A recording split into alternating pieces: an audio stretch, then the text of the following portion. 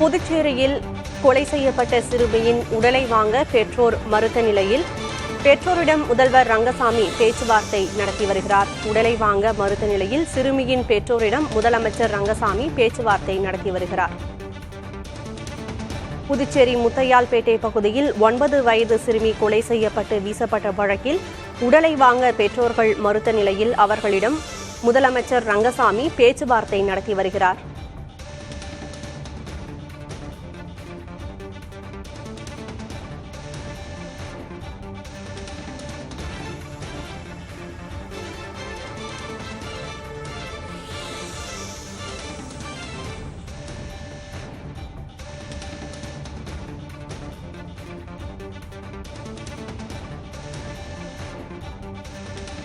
புதுச்சேரியில் கொலை செய்யப்பட்டு வீசப்பட்ட 9 வயது சிறுமியின் உடலை வாங்க பெற்றோர் மறுத்த நிலையில் அவர்களிடம் முதலமைச்சர் ரங்கசாமி பேச்சுவார்த்தை நடத்தி வருகிறார். கூடுதல் விவரங்களை வழங்குவதற்காக செய்தியாளர் ரகுமான் இணைந்திருக்கிறார். ரகுமான், விவரம் என்ன? அதாவது சிறுமியுடைய உடல் குறாய்வு ஜிப்மர் மருத்துவமனையில் நடைபெற்று வருகின்றது. இந்த நிலையிலே அவருடைய உடலை வாங்குவதற்கு அவருடைய உறவினர்கள் மறுத்துவிட்டார்கள். இதனைத் தொடர்ந்து முதலமைச்சர் ரங்கசாமி பேச்சுவார்த்தைக்கு அழைத்தார். தற்போது பேச்சுவார்த்தை நடைபெற்றுக் கொண்டிருக்கின்றது.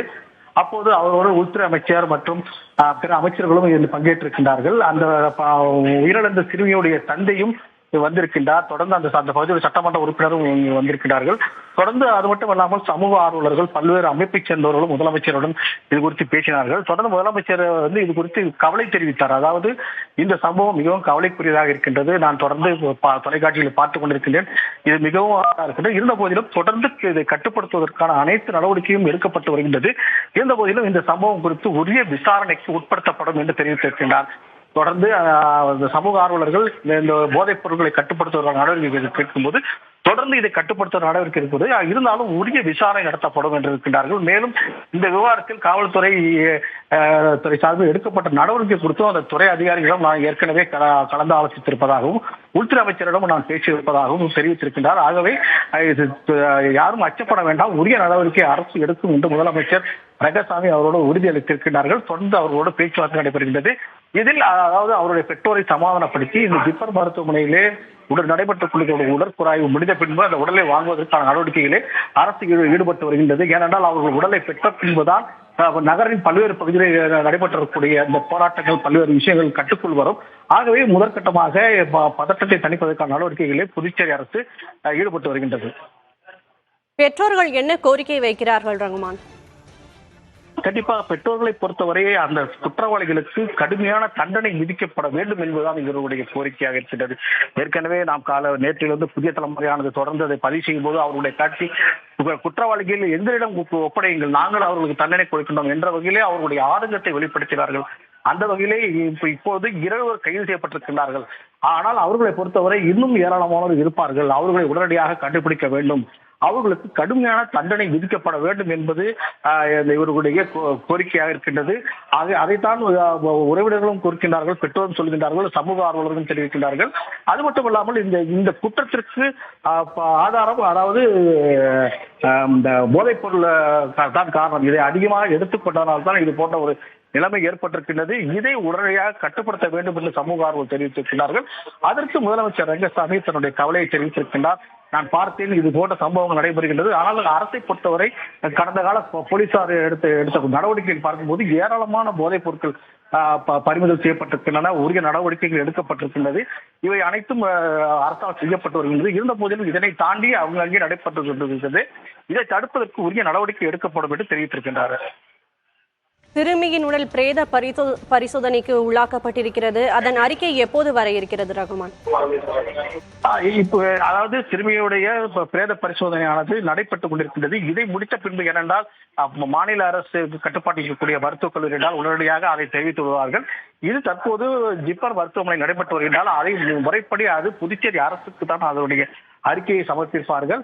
அதன் பிறகுதான் என்ன நடவடிக்கை என்று தெரிய வரும். ஏனென்றால் இந்த வழக்கை பொறுத்தவரை ஏற்கனவே காணாமல் போன வழக்கு என்பது கொலை வழக்காக மாற்றப்பட்டிருக்கின்றன. இதனைத் தொடர்ந்து தற்போது இது போஸ்கோ வழக்கிற்காக மாற்றுவதற்கான ஏற்பாடு நடைபெற்றுக் கொண்டிருக்கின்றது. ஏனென்றால் சிறுமியை பாலியல் வன்கொடுமை செய்வதற்கான முயற்சி நடைபெற்றிருக்கின்றது என்பது உறுதியாக தெரிகின்றது. ஆகவே இதை போஸ்கோ வழக்கில், அதாவது பாலியல் வன்கொடுமை முயற்சி செய்த வழக்கிலும் இதை போடுவதற்கான நடவடிக்கைகளில் போலீசார் ஈடுபட்டு வருகின்றார்கள். அது மட்டுமல்லாமல் இந்த விவகாரத்தை பொறுத்தவரை மேலும் இது யாரேனும் அலட்சியமாக நடைபெற்றால் அந்த அதிகாரிகள் மீதும் நடவடிக்கை எடுப்பதற்கான நடவடிக்கைகளை போலீசார் தொடர்ந்து ஆய்வு செய்து வருகின்றார்கள். இந்த கொலையில் சம்பந்தப்பட்டவர்கள் 2 பேர் தானா, இல்ல வேறு யாரும் இதில் சம்பந்தப்பட்டிருக்கிறார்களா ரகுமான்?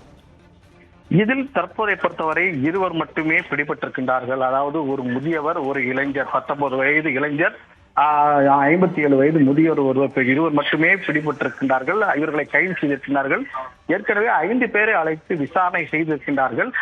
மேலும் இவர்களுடன் தொடர்ந்து விசாரணை என்பது நடைபெற்று வருகின்றது. ஏனென்றால் இந்த சம்பவத்திலே வேறு யாரேனும் ஈடுபட்டிருக்கின்றார்களா என்பது குறித்தும் விசாரணை நடைபெற்றிருக்கின்றது. ஏனென்றால் இது அந்த தெருவை சேர்ந்தவர்கள், அதாவது ஒரே தெருவிலே அந்த குழந்தை விளையாடி இருக்கின்றது, அதே தெருவிலே தான் இவர்களும் வசிக்கின்றார்கள்.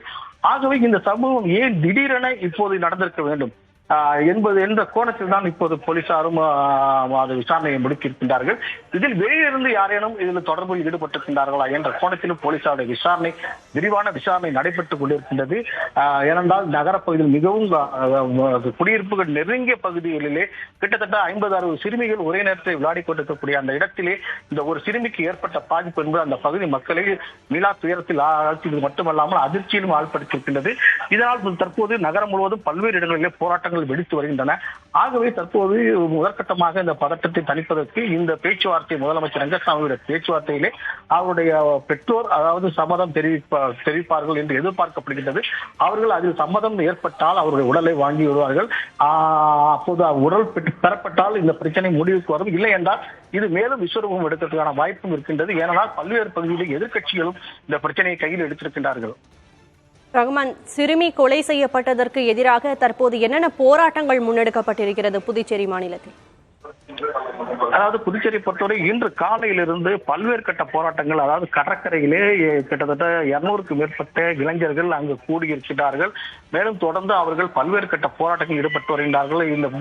இந்த குற்றத்திற்கு காரணம் போதைப் பொருள் தான். புதுச்சேரியில் அதிக அளவு போதைப் பொருட்கள் புழக்கம் ஏற்பட்டது காரணமாக தான் ஒரு சிறுமி உயிரிழந்திருக்கின்றார். ஆகவே அந்த சிறுமிக்கு ஏற்பட்ட பாதிப்பு என்று பார்க்காமல் ஒட்டுமொத்த புதுச்சேரியில் இருக்கக்கூடிய அனைத்து பெண்களுக்கும் ஏற்பட்டக்கூடிய பாதிப்பு என்ற வகையிலே அரசு உரிய நடவடிக்கை எடுக்கப்பட வேண்டும் என்று அவர்கள் தொடர்ந்து அந்த பகுதியிலே தர்ணா போராட்டத்தில் ஈடுபட்டு வருகின்றார்கள். அது மட்டுமல்லாமல் நகரின் பல்வேறு பகுதியிலே மறியல் போராட்டங்களும் நடைபெற்று வருகின்றது. போலீசார் அவர்களை சமாதானப்படுத்தி வருகின்றார்கள். ஏனென்றால் சட்டம் ஒழுங்கு பாதிப்பு ஏற்படக்கூடாது, எல்லோரும் அதாவது அந்த ஒருமித்த ஒற்றை கோரிக்கையும் ஒரே கருத்தை வலியுறுத்தி அந்த சிறுமிக்கான போராட்டமாக இருக்கின்ற காரணத்தினால் அவர்கள் மீது எந்தவித நடவடிக்கையும் எடுக்க முடியாத சூழ்நிலையை போலீசாரும் தவிக்கின்றார்கள். தொடர்ந்து இந்த பிரேத பரிசோதனை முடிந்து அவருடைய உடல், அந்த சிறுமியுடைய உடல் பெற்றோரிடம் சென்ற பின்புதான் இந்த பிரச்சனைக்கு ஒரு முடிய தீர்வு வரும். அதே நேரம் போலீஸ் தற்போது முடுக்கிவிடப்பட்டிருக்கின்றன. மேலும் இந்த வழக்கை பொறுத்தவரை முத்தியால்பேட்டை காவல்துறையினர் தான் இந்த வழக்கை விசாரணை செய்து வந்திருக்கிறார்கள். மேலும் இந்த விசாரணையை விரிவுபடுத்துவதற்காக தனிப்படையினை அமைப்பித்திருக்கின்றார்கள். அது குறித்த விவரம் வெளியிடப்படும் என்று தெரிகின்றது. ஏனென்றால் ஏற்கனவே இதற்கு முன்பாகவே தற்போது உள்துறை அமைச்சர் நமச்சிவாயம் இப்போது பேச்சுவார்த்தையில் ஈடுபட்டு கொண்டிருக்கின்றார். ஏற்கனவே டிஜிபி அழைத்து இது குறித்து பேசியிருக்கின்றார். ஆகவே இந்த விசாரணை மேலும் விரிவடைவதற்கான வாய்ப்பு இருக்கின்றது. மேலும் பல்வேறு பகுதிகளிலே இந்த போதைப் பொருட்கள் எங்கெங்கெல்லாம் விற்பனை செய்யப்படுகின்றது, எங்கெங்கெல்லாம் பதுக்கி வைக்கப்பட்டிருக்கின்றன, யார் யாரெல்லாம் இது இந்த விற்பனை செய்கின்றார்கள் என்பது குறித்தான தகவல்களை சேகரிக்கும் பணிகளே இப்போது போலீசார் தீவிரமாக ஈடுபட்டு வருகின்றார்கள். ஏனென்றால் இது குற்றம் செய்தவர்களுக்கு தண்டனை ஒருபுறம் என்றாலும் இந்த குற்றத்துக்கு காரணமான போதைப் பொருளை கட்டுப்படுத்துவது என்பது அவசியம். ஆகவே ஒருபுறம் தண்டனை பெறுவதற்கான வழி, அடுத்தது இந்த போதைப் பொருளை கட்டுப்படுத்துவதற்கான வழி, இந்த இரண்டையுமே அரசு ஆராய்ந்து வருகின்றது. ஆகவே படிப்படியாக இதில் என்ன மாதிரி நடவடிக்கை எடுக்கப் போகிறார் என்பது போக போகத்தான் தெரியும்.